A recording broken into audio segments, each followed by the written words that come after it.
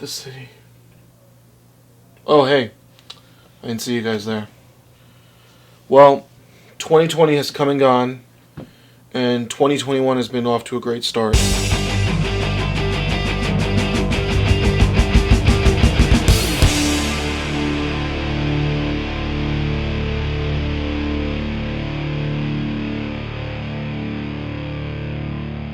Hey everyone, it's great to be back. Thank you for coming and watching another episode of Worth Watching with Lewis. We're not in full lockdown anymore. The library is open for grab and go. You can come for about 30 minutes, look around the library, take items out, use the computers, which is great. You can also make study appointments, and I think you can stay for a couple hours. So the library is open. The hours are a little bit different. Check out our website for that. But we are open and available. We are still doing some virtual programming. And I'm going to continue with the Worth Watching series. Things are going to be a little bit different this time because if I talk about 5 movies every time, I think I'm going to run out of appropriate things pretty quickly. So I'm just going to talk about one movie, and it just came out back on Christmas Day. Wonder Woman 1984.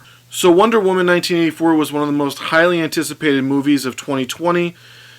It was pushed back several times because of COVID, but it was released on HBO Max. I think it was also released in some movie theaters, but not anywhere near us. Let me start off by saying Wonder Woman 1984 is not as good as the first one, but it is still worth watching. Let's start with the obvious. Gal Gadot as Wonder Woman is phenomenal. She's mesmerizing.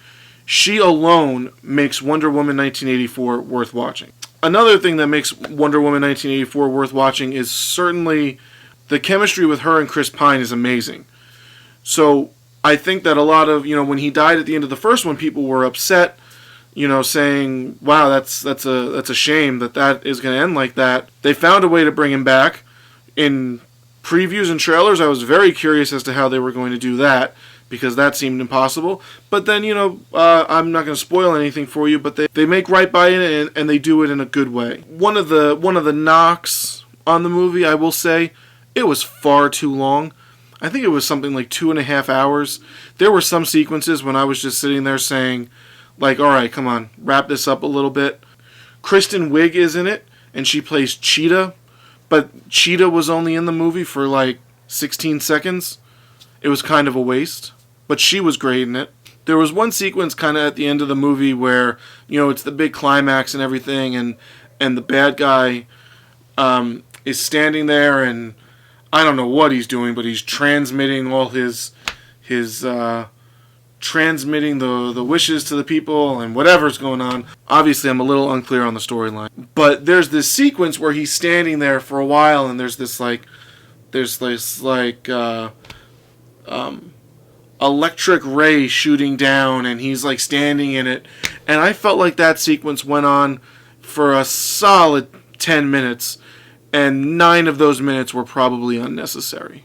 The other thing that kind of bugged me about the movie is they talk about truth a lot. I get it. There has to be a message. There has to be more. There has to be some kind of moral to the story. I get it. Truth, honor, dignity, integrity. I get it. But oh my goodness, were they beating you over the head with it. All that being said, the fact that no movies were really released in 2020 and Wonder Woman coming out felt like an actual movie premiere, even though we were watching it right from my living room, was such a welcome relief, especially with everything going on in the world.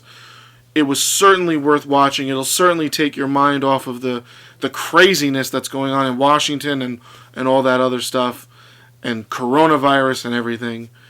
Wonder Woman 1984 gets the Worth Watching with Lewis stamp of approval. Go check it out if you have HBO.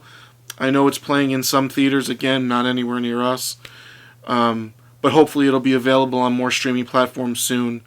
But Wonder Woman 1984, definitely a go.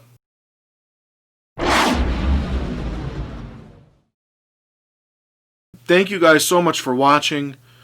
I hope you guys are doing well. I hope your new year is off to a great start. Remember to continue to wash your hands. COVID is still a risk. Wash your hands. Wear your masks. It can save lives. So that's it from me. You can look forward to this series every month.